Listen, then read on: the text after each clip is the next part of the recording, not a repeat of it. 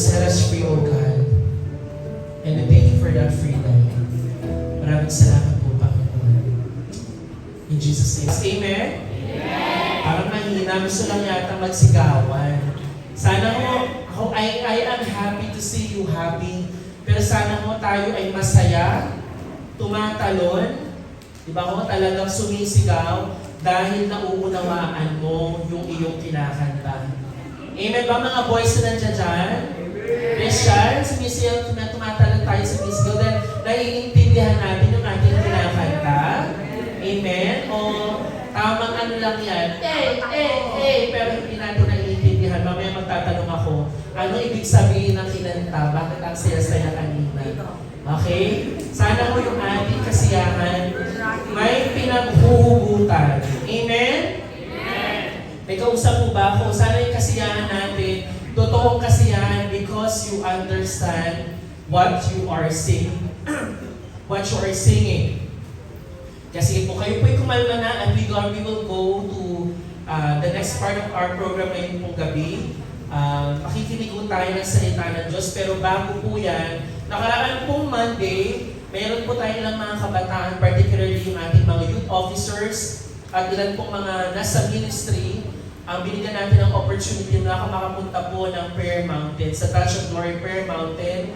And sa two of them, this evening ay magbibigay ng kanilang testimony about what they experienced at kung ano po yung mensahe ni Lord sa kanila as they were spending the time there doon sa ating Prayer Mountain. So hindi ko naman patatagalin pa. Please, give your attention sa kanila mga kapatid at tingnan po natin ang mensahe ng Panginoon para sa bawat isa. Please help me welcome. Ang una po magsasalita, mag-share ng testimony. Walang iba on Daisy, ating Kyla Denate.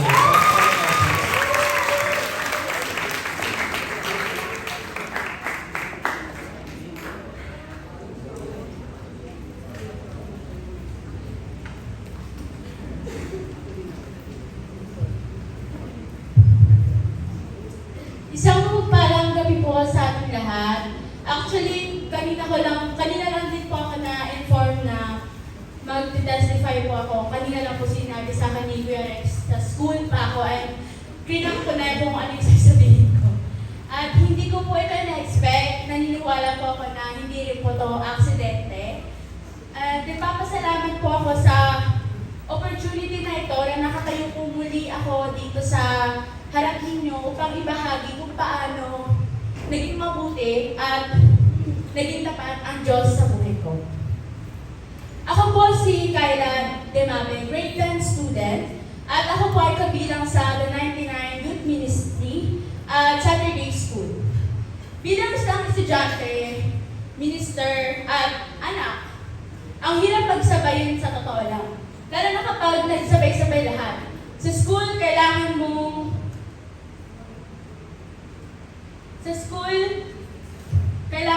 ipasa agad kinabukasan, tapos sa bahay, sasalimunan ka ng nanay mo, kasi lagi ka na lang nandyan, lagi ka na lang nakapirmi dyan, ba't hindi ka na lang huminto?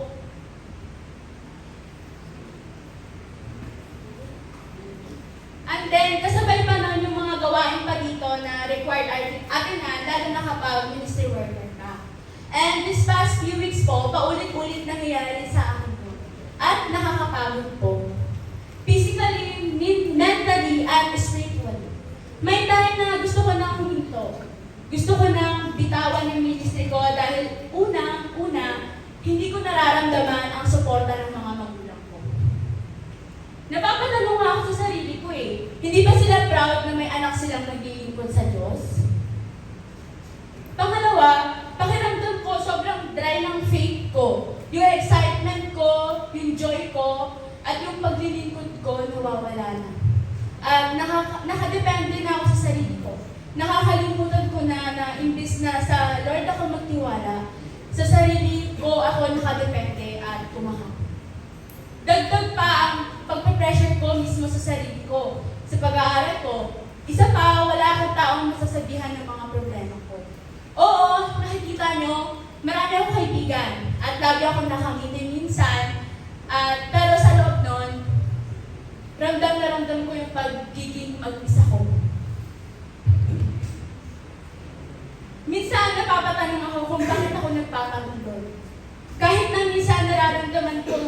na-left out ako rito. Kahit na laging may nasasabi si mama pag pumupunta ako sa gawain, at kahit pinapaalis na ako rito. Bakit hanggang ngayon nandito pa rin ako? Bakit pa rin ako nagpapatuloy? Hindi dahil gusto ko lang or pahirapan ng sarili ko, because it's only by the grace of God. Nung nasa prayer mountain po ako, syempre, nag-pray ako. At itong mga sinasabi kong ito rin po yung pinag-pray ko. And God speak to me by this verse. In Isaiah 41 verse 10. So do not fear, for I am with you. Do not be dismayed, for I am your God. I will strengthen you and help you. I will uphold you with my righteous right hand. God reminds me na kahit anong pagdaanan ko, kahit maraming persecutions, kahit maraming hadlang, kahit maraming aayaw sa pagsunod ko kay Lord, kahit pa magulang ko. God also reminds me na sa Kanya lang ako magtiwala at magpapatuloy ako anumang pagdaanan ko.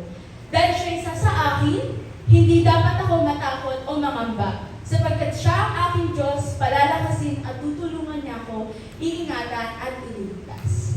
Ikaw din, kapatid, kapwa ko kabataan, kabataang Kristiyano, ano man yung pinagdadaanan mo ngayon, ano man yung bigat na nararamdaman mo ngayon, bitawan mo na yan. Maniwala ka at magpatuloy muli, gaya nga na sinabi sa akin ni Kyle kanina, lumapit ka muli, kapatid, at ka-faith ka, kapatid, at lumapit ka muli kay Lord. Ayun lang po, maraming salamat.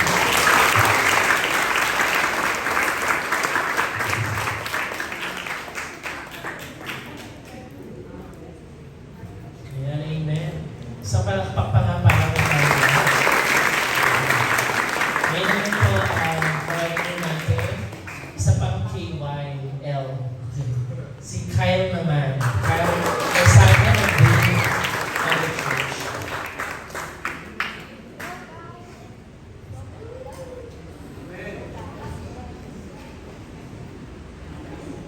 Isa pong pinagpalang gabi sa bawat isa. Sa mga nakakilala sa akin, ako po si Kyle Isaac Pesado, isang grade 8 student ng Lahas Union. At nagpapasalamat po ako kay Lord kasi binigyan niya po ako ng chance at binigyan niya po ako ng opportunity na tumayo sa napakaraming tao. Nagpapasalamat ako sa Lord kasi isa to sa pinag-pray ko na makapag-testify ako kung gaano mabuti si Lord sa buhay ko. At napakabuti ni Lord sa ganitong edad ko ay nagawa ko ng maglingkod ng buong puso sa Kanya. At napakalaking opportunity ang binigay niya sa akin na pinagkaloob niya ang 3 ministry. The 99, mapabilang din sa music team at mapabilang din sa Saturday School.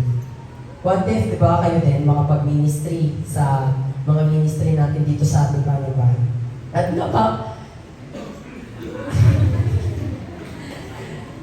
napakalaki po ng utang na loob ko kay Lord dahil pinagkaloob niya sa akin to. At dahil din sa mga ministry na to, mas lalo na panalig yung pananampalataya ko kay Lord. Nagpapasalamat ako kay Lord kasi muli, nagpapasalamat talaga ako na binigyan niya ako ng chance na tumayo dito for the first time. Sa totoo lang po kung nagpatinag po ako sa mga pagsubok na aking pinagdaanan, mga hadlang na lagi ko nararanasan, kung nagpatinag po ako doon, wala po ako sa harapan dito. At dahil ang number 1 struggle at hadlang po lang, number 1 na humahadlang sa akin pananampalataya, ay ang aking mga magulang. Lingid po sa inyong kaalaman na ang aking mga magulang ay hindi po sila mga Kristiyano katulad ko. At marami na pong beses na sila po ang naging dahilan ng aking ikakatisod sa pananampalataya at sila din po ang dahilan kung bakit minsan ay nawawalan na ako ng pag-asa. Yung mga time po na yun ay talagang nawawalan na po ako ng pag-asa, lalong-lalo na po sa aking mga magulang. Dumating po ako sa point na nawalan na po talaga ako ng pag-asa kasi sila po yung number 1 na paminsan-minsan ay nagpo-persecute at sila po ang number 1 na humahadlang sa akin sa paglilingkod ko dito kay Lord. At kesyo wala na raw akong naitutulong sa bahay, wala na daw akong ginagawa, lagi na lang daw ako nasa church. Dahil po sa mga ganong salita na lagi kong naririnig galing sa aking mga magulang, unti-unti po akong nawawalan ng pag-asa at nadadaw. At napapanghinaan ko. Na-expect ko po na ang aking mga magulang ang number one na magiging kasangga ko sa aking mga ginagawa. Pero may mga times po na ang gusto kong gawin ay sila po ang number one na humahadlang. At patuloy ko rin po na ipinagpipray ang aking mga magulang kay Lord na sana tunay sila na makakilala sa Kanya. Pero dumating talaga ako sa point na kahit na anong ipag-pray ko, kahit na ipag-pray ko ng ipag-pray, feeling ko walang nangyayaring progress, walang improvement na nangyayari. Kaya parang sabi ko, suko na ako. Kasi halos araw-araw, umatin ako ng Dawn Watch kahit na laging may pumipigil. Diyan ka na naman sa madaling araw pa lang, hindi ka pa matulog. Gabi ka na nga umuwi lagi, tas gigising ka pa ng maaga para magpunta sa church nyo. Kaya sabi ko kay Lord, nung one time na nag-Dawn Watch ako, sabi ko, Lord, will mo ba talaga to na maranasan ko ang mga ganitong persecution, ang ganitong mga pinagdaraanan, Lord? Pero may binigay sa akin na message si Lord sa pamamagitan ng mga preaching na kahit na anong persecution, kahit na anong hadlang ang iyong pagdaanan, kahit na malalapit pa sa buhay mo yung mahadlang sa'yo, magpatuloy ka lang. Magpatuloy ka lang kahit na sobrang daming persecution at nawawalan ka na ng pag-asa. Pero talagang napakabuti ni Lord dahil sa gitna ng feel ko na yun, eh naghali pa rin si Lord sa akin. Gumamit siya ng tao na may bibigay pag-asa sa akin at ginamit po ni Lord na tao ay si Gerex. Yung mga oras po na yun, service 9 a.m. Pagdating po ng preaching part, may pinakatumatak po na preaching sa akin si Gerex. Sa amin, tinuro. Isa na po doon yung dalawang word lang po to, pero grabe po yung pangungusap sa akin ni Lord. Kumafate ka at lumafate ka kay Lord. Pinala na sa akin ni Lord na kahit na marami kang pagsubok, maraming persecution na pinagdadaanan, patuloy ka na kumafate at lumafate sa Kanya. Babasahin ko lang po sa inyo yung unang Korinto, verse 10 hanggang 13. Walang pagsubok na dumating sa inyo na hindi nararanasan ng lahat ng tao. Tapat ang Diyos at hindi niya ipapahintulot na kayo'y sublukin ng higit sa inyong makakaya. Sa halip, pagdating ng pagsubok, bibigyan niya kayo ng lakas upang mapagtagumpayan ito. Isa po ito sa verse na pinanghahawakan ko na patuloy po na nag-encourage sa akin. Patuloy na nagbibigay kalakasan. At totoo nga na sa bawat preaching, sinasabi sa atin na kumapit ka lang sa mga salita ni Lord at si Lord, mga salita ni Lord, ang magbibigay sa iyo ng kalakasan at katatagan. Base naman dun po sa naranasan ko sa Prayer Mountain. Napakalaking opportunity din po nun sa akin kasi first time ko po yun. First time ko po magpunta sa Prayer Mountain. And nung nagkaroon na po kami ng schedule na mag-pray sa prayer cell, ko po, may nakasulat po doon na mga word of encouragement ng bawat tao na nakapasok na sa prayer cell na yun. At isa po doon ng Philippians 4:30. 4:30. Ang lahat ng ito ay magagawa ko dahil sa lakas makaloob sa aking Kristo. One time napatanong ako na, bakit pa ako nakakapagpatuloy, Lord? Pinanalangin ko kay Lord, kinausap ko si Lord sa pamamagitan ng pagkakataon na yun sa prayer cell ko, na, Lord, bakit pa ako nakakapagpatuloy? At nung tapos ko pong mag-pray, naglaan po ako ng ilang minuto para magbasa ng aking Biblia. Nilid po ako ni Lord sa Philippians 4:13. At yun din po yung nakasulat sa na-encouragement sa pader ng aking prayers. Kaya, malaki po ang aking pasasalamat kay Lord kasi pinaranas niya po yun ng kahit isang araw lang. Kahit isang araw lang po yung pinaranas niya sa akin, pero grabe po siya mangusap. At ipinapanalangin ko din na sana sa bawat isa din po sa atin ay tunay po natin na maranasan ang pangungusap ni Lord sa pamamagitan ng ating mga gawain. At meron lamang po akong iiwan sa inyo na verse na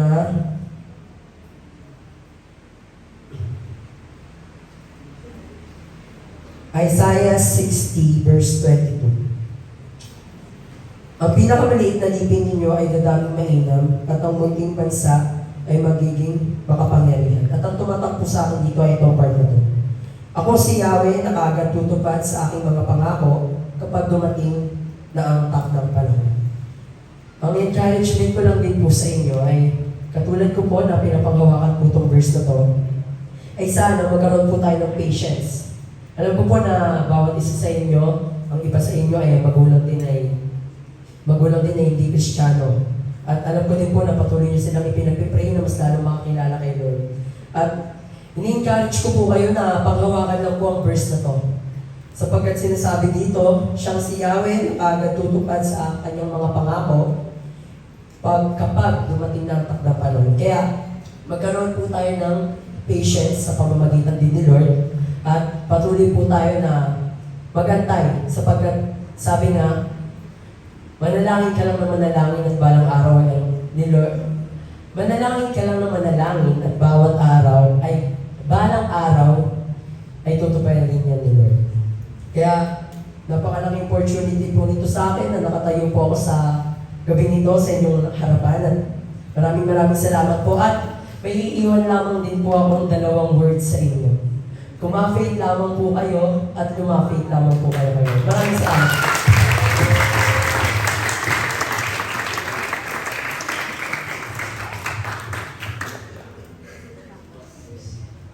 Muli isang pong malakas na palakpak po sa Panginoon na po sa buhay ng ating po mga kabataan.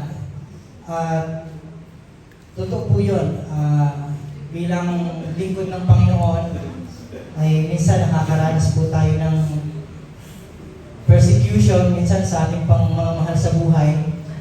At napakaganda ang naiwan din po sa ating encouragement sa buhay po ng dalawa nating kapatid na kahit gano'n ang nararanasan po nila, nagpapatuloy po sila sa Panginoon. At sa munting sandaling ito, maaari po ba natin ipag-pray po ang dalawang kapatid po natin? Maaari bang ipikit ang inyong pong mga mata at ipag-pray lamang po natin sila ng sandaling minuto.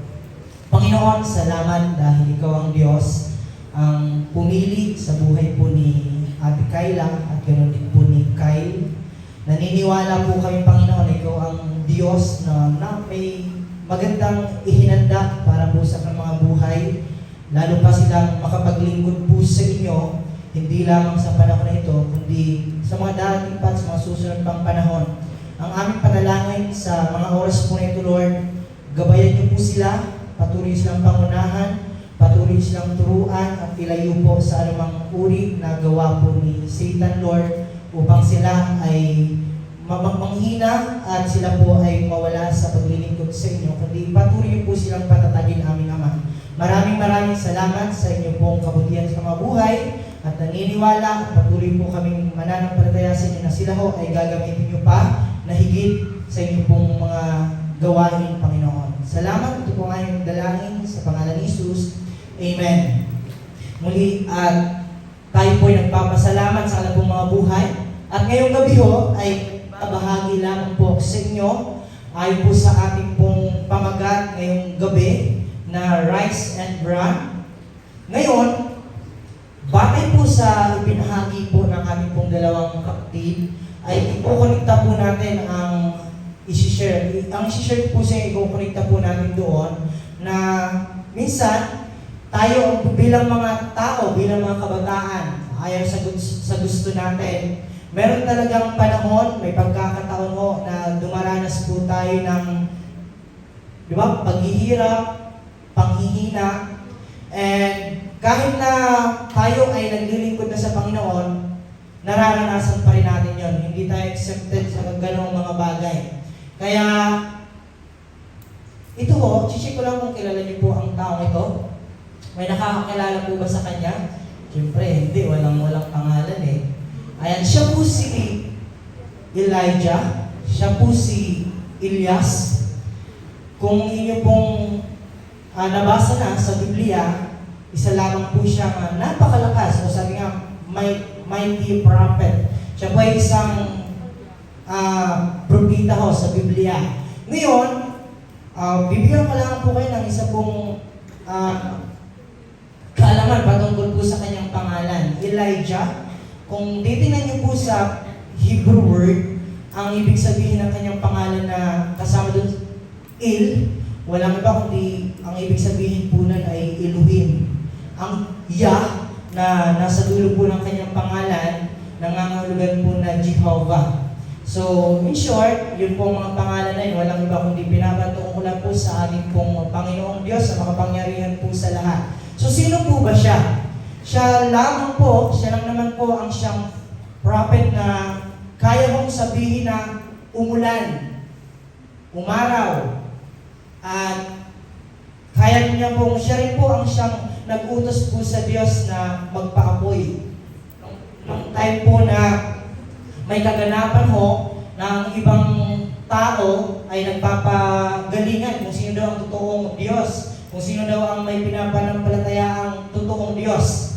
Pag pinapoy nila, ibig sabihin yung kanila pong hinanda, yun daw ang totoong Diyos. So ang ilan, in short, hindi po umapoy ang kanila pong hinanda. Pero kay Elijah ho ay umapoy. Ngayon, siya ho ay isang propeta ho sa panahon po nang namumuno po si Ahab. At si Ahab, meron po siyang asawa na nagngangalang Jezebel.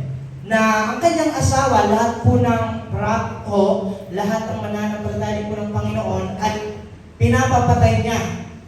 Lahat ho ng propeta na tagapagsalita niya, pinapapatay niya ho lahat. Ngayon, may time ho na ito pong si Elijah ay pinapahanap para ho patayin. So siya po kasi that time ho, ang mga Israelites ay sumasamba na ho sa Diyos-Diyosan. Ngayon, ito pong si Elijah, siya ho ang tao na patuloy ho na tinutuwid po ang kaisipan ng pananampalataya ng mga Israelites. Dumating ang time na siya na po ang hinahanap at ipapapatay. Ngayon, sa kanyang buhay ay nasabi niya ho ito, na siguro ang ilan sa inyo ay nasabi niyo rin po ito. Nang time na siya po ay nakaranas ng ganoong mga bagay, marami pang mga paghihirap, ito na po ang kanyang nasabi sa kanya pong sarili. Nung hinahanap siya at pinapapatay kasi takot po siyang mamatay, pero ito na po ang kanyang nasabi sa kanya pong sarili. At mag-isang pumunta sa ilang, siya ho yan, pagkatapos ng maghapong paglalakad, ay naupo siya sa ilalim ng isang puno at nanalangin ng ganito, Yahweh, kunin na po ninyo ako. Ako'y hirap na, mabuti pa pong mamatay na ako.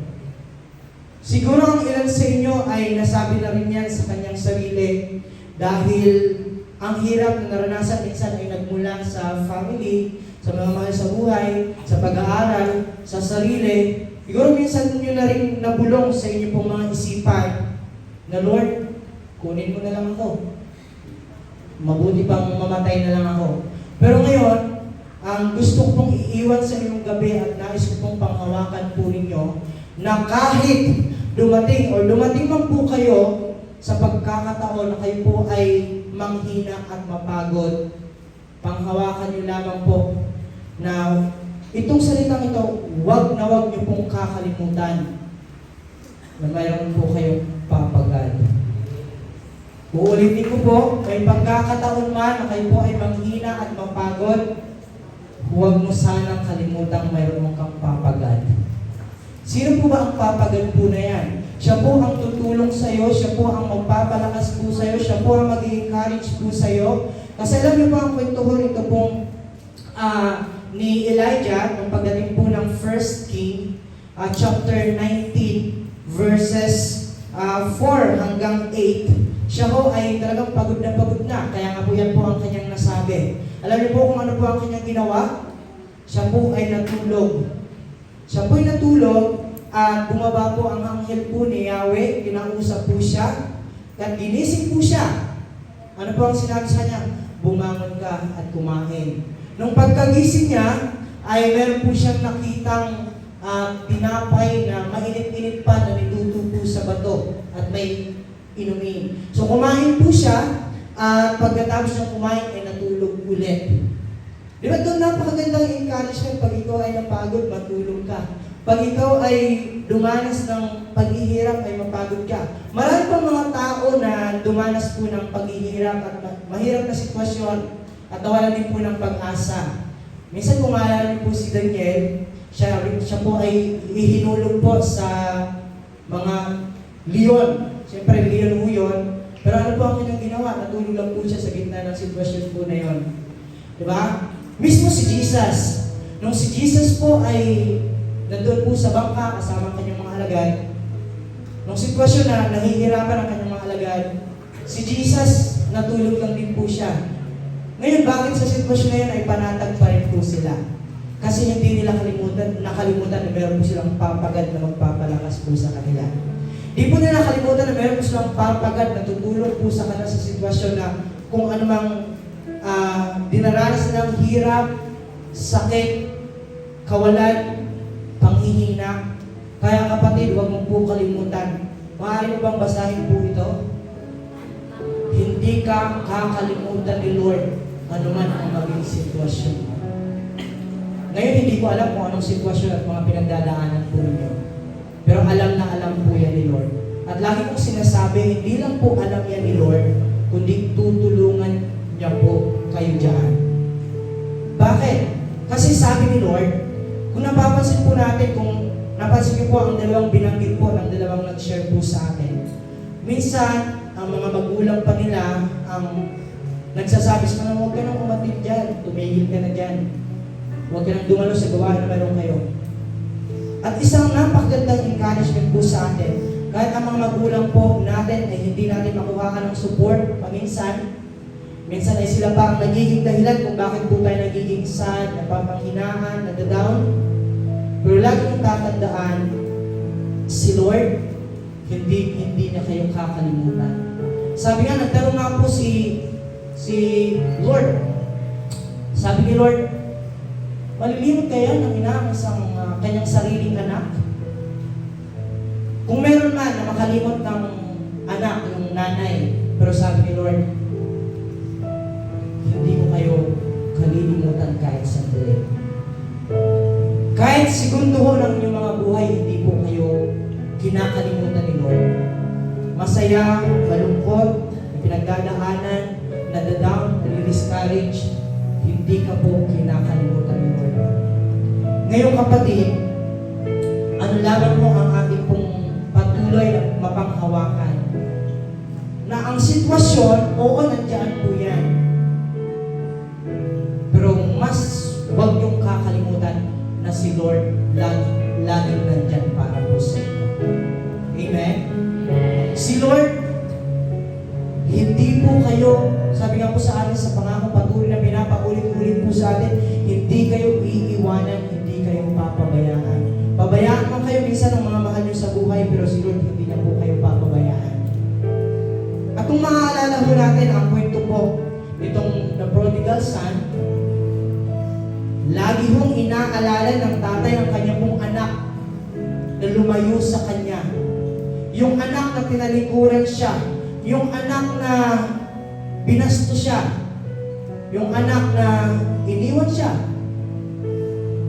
Pero kahit sandali, laging nakatingin sa bintana ang tatay niya, hinihintay na manumbalik. At that time, napakaganda rin ginawa ng anak na ito. Kung sa sarili niya, ang tingin niya, ang kanyang magandang nagawa ay nahingi niya ang mana ng kanyang tatay. Pero ang the best na hiningi na nangyari o ginawa niya sa kanyang buhay, yung muli siyang tumakbo papunta sa kanyang tatay. Amen? Nung time na nahirapan na siya kasi wala na siyang pagkain, yung time na wala na siyang kaibigan, wala na siyang kasama, mag-isa na lang siya, pumasok sa isip niya, babalik ako sa tatay ko. Bumangon at bumalik sa tatay niya. Kaya ngayon, alam ko natin kung anong nangyari wala na, wala nang pag-asa, down na ang taong ito, pero lumapit sa kanyang tatay, ang tatay niya ang nagbigay muli ng panibagong lakas sa kanya. Binihisan, pinakain, hinandaan ang batang ito. Kaya ngayon, kapatid, ang hawakan mo ito, magtiwala ka sa lakas na ibibigay sa iyo ng Panginoon. Manghihina ka, ito ang pangako sa inyo ngayong gabi ni Lord. Oo, nanghihina ka, pero sa panghihina na yon, magiging malakas si Lord sa iyo. Amen? Papaanong paraan? Tumayo tayong lahat. Ang ating mga puso ay itako natin sa Panginoon. Dahil si Lord ang nangako, pag ikaw ay tumakbo, lumapit muli sa Kanya, anumang kahinaan na mayroon ka, anong down na pangyayari sa iyo, yung sitwasyon na sabi mo sa sarili mo, Lord, mamatay na lang ako kasi hindi ko na kaya. Ngayon, nahihirapan ka, maaari ko ipikit ang mga mata mo ngayon. Sige, patayin mo natin ang ilaw natin. Si Lord, handa kang pakinggan. Okay, basahin ko natin ang ating last verse ngayon gabi. Ang lumalapit, ang tumatakbo papunta kay Lord, ay hindi po napapagod. Sabi po sa Isaiah 40 verse 31, but those who hope in the Lord will renew their strength. Basahin po natin. Katulad ng ano? They will soar always like eagles. They will run and not grow weary. They will walk and not be faint. Sige, tagalogin po natin. Ano pong nangyayari pag ikaw ay tumatakbo, lumalapit kay Lord? Muling lumalakas. Muling sumisigla ang nagtitiwala kay Yahweh. Kaya ngayong gabi, muli po tayo magtitiwala kay Lord. Muli po tayo lalapit at tatakbo kay Lord. Kasi pag ikaw ay lumapit at magtiwala, hindi ko mapapagod. Hindi ka pagyan manghihina. Kasi si Lord ang pinagmumulan ng lakas. Si Lord ang may-ari ng lahat. At itong si Elijah, ang pinakilala siya. Lord, lumatay na lang ako. Pero lumapit kay Yahweh. Kinausap ko si Yahweh. Ngayon, nagpatuloy sa kanyang paglalakbay. Bumangon. At 40 gabi at 40 araw, naglakbay ang Mount Sinai. Dahil yan ang kanya pong purpose. Ngayon, ano mga purpose natin mga kapatid? Ngayon, ay inaanyayahan tayo ng Panginoon. Opo, ito ang sabi sa inyo, Lord. Huwag kang mahiya, tumakbo sa Panginoon kung hindi mo na kaya. Kasi sa sarili mo natin talagang hindi mo natin kaya. Sa sarili mo natin lakas ng hihina po tayo. Sa sarili lamang po natin ay nadadawang po tayo, nadi-discourage po tayo. Aminin mo lang kay Lord, Lord, di ko kaya, ako'y tatakbo papunta sa iyo. Kaya sa ating pagtatapos, itong ating aawitin ngayon, ay maaari nyo bang gawing panalangin sa inyo pong mga puso? Na oo, nanghihina ka na, nadi-discourage ka na sa family, sa pag-aaral, sa sarili. Sabihin mo lang kay Lord ngayong gabi. Aminin mo lang kay Lord ngayong gabi. Lord, hindi ko na po kaya. Lord, mahina po ako. Lord, nadadam po ako, nadi-discourage po ako. Pero maaari bang ang puso mo ngayon ay takbong po kay Lord? Maaari bang ang puso mo ngayon ay muli mong ibaling sa malakas nating Panginoon?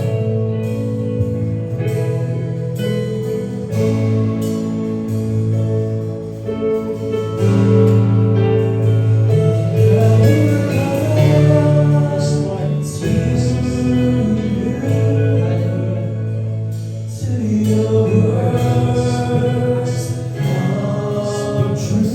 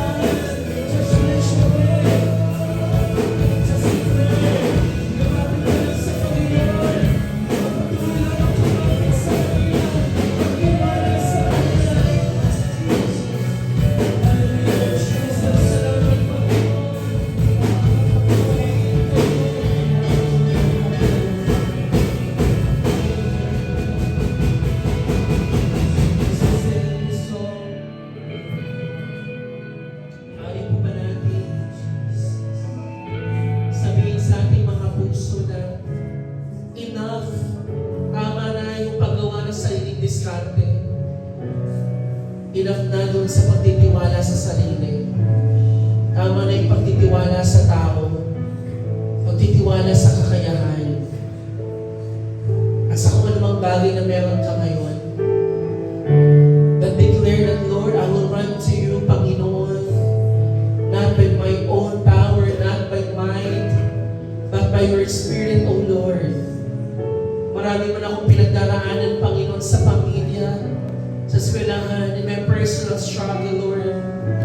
Panginoon, patuloy mo akong samahan as I run the race, Lord, na iyong ibinigay sa akin. Panginoon, bigyan mo ako ng kalakasan na tumakbo sa takbuhin na binigay mo, Panginoon. It's between you and the Lord right now, mga kapatid.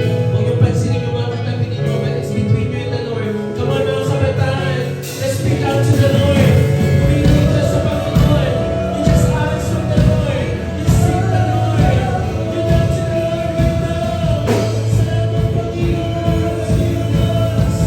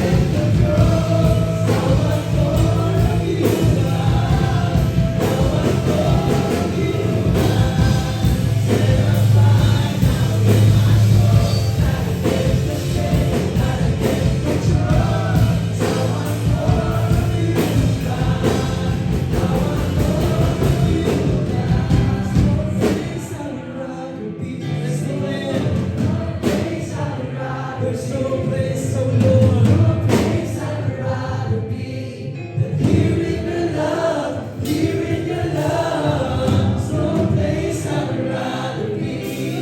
There's no place I would rather be. No place I'd rather be. Here in your love, here in your love. Set a fire down in my soul that I can't contain, that I can't control.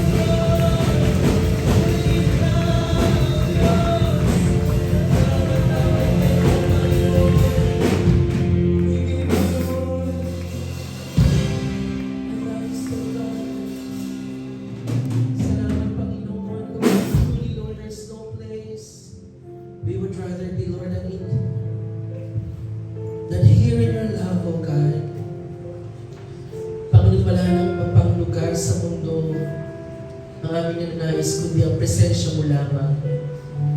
Lord, thank you, God, that we can rise, Panginoon, from our sickness. We can rise from our pain. We can rise, Lord, from our anxieties, Lord. We can rise up, Panginoon, from our depression. We can rise up, Panginoon, from poverty.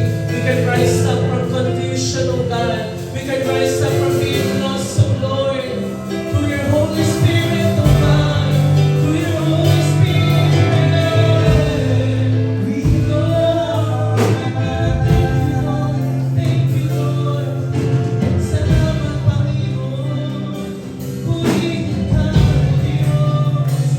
Samahin kayo, Panginoon. Lord, you allow us to run the race, oh God. To rise and keep on running, Lord. Dahil sa biyaya mo lamang, Panginoon. Salamat, O Lord. Tulungan mo lamang, Panginoon, kami as we run the race, Lord, you have set for us.